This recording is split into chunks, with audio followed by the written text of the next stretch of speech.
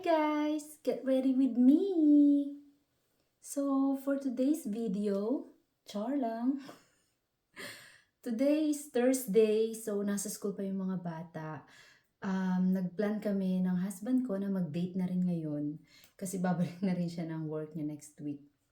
So, habang nasa school sila, plan na nga namin na kumain sa labas. Ang gusto sana namin kainan yung Kim Son, yung favorite namin na buffet restaurant. Kaso, feeling ko kasi bloated talaga ako ngayon. So, parang feeling ko wala akong gana mag-buffet. Parang hindi kakayanin ng tiyan ko na masobrahan yung kain ko na naman.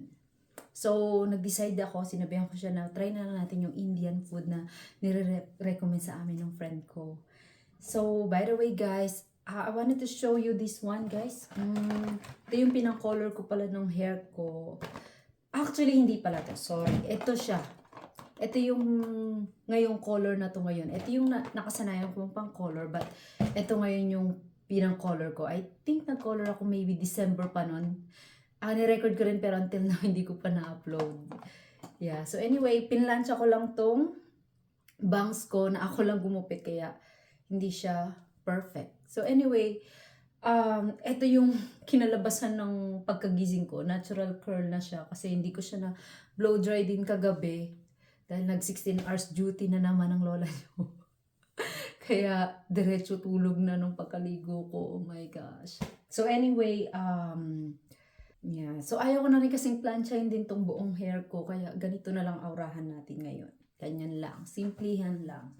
Natural lang. So, by the way guys, ito pala ang top na to. Hindi ko pa na-plan dyan. Nabili ko lang siya guys sa ukay-ukay. Minsan pinagtutulog ko din siya. Yeah. So, etong skirt ko naman na to, sa ukay-ukay ko rin siya nabili guys sa thrift store. So, cute diba? I think Forever 21 pa to. And then this one, naka-jacket din talaga ako guys. Sa ukay-ukay ko rin siya nabili. Tignan nyo. The Fashion Place yung name niya. Yeah. Oh. Assemble in Honduras. See? From Honduras pa.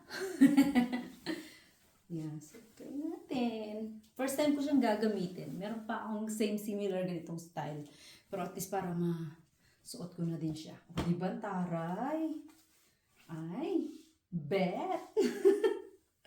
Asawa ko, nasan ka na? Char. Hindi, pinaayos na pa yung gulong ko nung car. So, naantay ko pa siya. Lagi na ako nag-aantay sa asawa ko, no? Pansin nyo. Kaya, nagkaka-chance din mag-vlog-vlogan. Yeah. So, sa mga LV lover dyan, ito yung bag for the day. Char. Yeah, simple lang. Kasi buti wala namang kids, kaya carry lang na shoulder bag lang yung dalhin. I think pahamak tong hair ko ngayon. Mag-ponytail na lang siguro ko. Right? Mamaya try kong mag-ponytail. Magpapalayer din ako ng hair soon. Pinapahaba ko ng konti and then magpapalayer din ako. Yeah, kasi napansin ko mas madaling mag-style pag medyo mahaba yung hair mo compare sa maikli. Diba? Ang mahal nga kasi ng ribbon. Mahal ng ribbon dito guys. Ay, ang taray ng aking pal hair, oh. Ay. Sana, Vicky Bello. Baka naman. Di ba meron yung ganun yung parang hair transplant?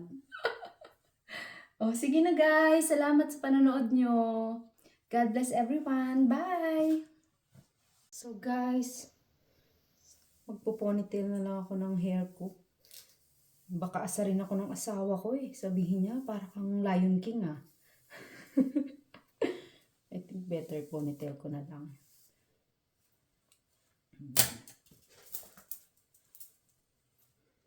Diba? Asawa ko, halika na, uwi na dito. Pinauwi. Let's go, ready na ang ka-date mo. Dali, maya-maya sunduin na natin yung mga bagets. Mas bet nyo ba guys? Ay, feel na naman ang lola nyo. San ka dyan? Tak na tak. Imagine, ukay-ukay. Oh, char. Diba guys, ang laki nang natitipid ng asawa ko sa akin. Char! Oh, baka naman asawa. Kita mo? Hindi na kita pinapagastos ng mamahalin sa mga damit. San ka dyan? Char. Ang pakit na naman. Bye!